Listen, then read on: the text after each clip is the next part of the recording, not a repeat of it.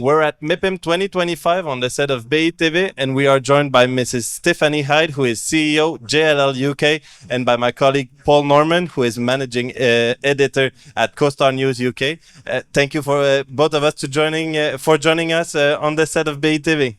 Great to be here. Yes, so I'll take it away with some UK focus questions first. Okay. Stephanie. Obviously, you've been here. You might have been here yesterday, but you've certainly been here for half a day. Other than the weather, and obviously the government's made a big announcement now around the planning and infrastructure bill. Could be the top topic. But what are the main things you've been noticing, talking about as you've been here? Well, interestingly, you mentioned the weather. I came in last night, and I have to say the sentiment is very different to the weather. So probably for the first time in several years, very positive sentiment. People talking about deals getting done rather than deals they want to do. And I'm sure you'll be covering some of those maybe later during the week of the things that are being covered here. So I would say generally, I'm seeing that companies are feeling this is a market where they can look for the opportunities and take advantage of them.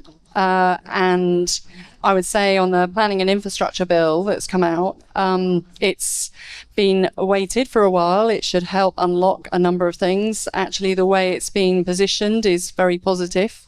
We just got to get on with it. Yeah, I mean, what other things need to happen for all their aspirations, the government, would you like to see anyway? And you were hearing here as well in response to that. So if you look at the bill, there are some really important things in there to try and remove some of the blockers. And I think focusing on those, because there's a lot of money around in order to do things, but businesses want to know that they can get on with it once they start. And so I think the combination of trying to be very clear on the targets, be clear about how they're going to get there and what's going to stop and get in the way is going to be removed will be something that businesses will applaud. Okay, and JLL itself, what are you here telling people about JLL and strategically this year? What are the big things you're promoting? Well, we're focused on growth. We're very focused, as you know, on technology, on sustainability, on data.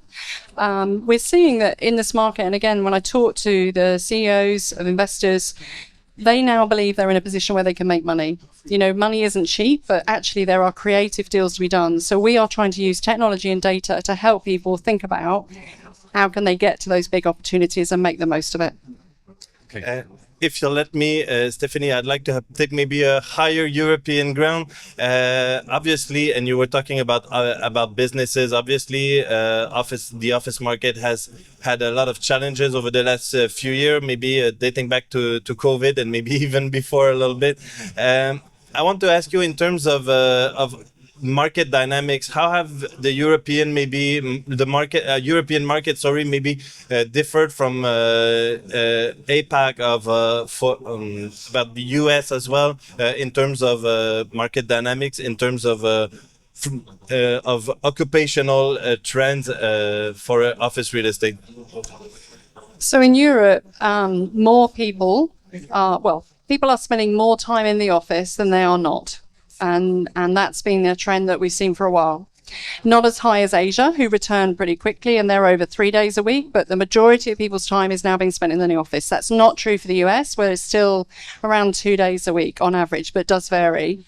And vacancy is obviously much lower as well in Europe than it has been in the US. So generally, I would say that, again, there's that opportunity to reinvest in offices, and people are seeing the need and they're seeing why they are benefiting from being there. And there's a lot of focus on them. That market has definitely come back. Okay. And obviously, it's a little bit the elephant in the room at MIPIM this year. A lot of geopolitical tension, economic tension in North America, in Europe as well, in the UK as well. In the current climate, do you expect some impact on the real estate strategies of businesses and real estate investors as they go forward during the year? There's no doubt that businesses like stability and they like clarity. But I also think that if you look over the past few years, we've seen constant change. We've seen a lot that companies have had to deal with, and they can't just wait until things change. And actually focusing on those long-term real estate trends will still enable people to move forward.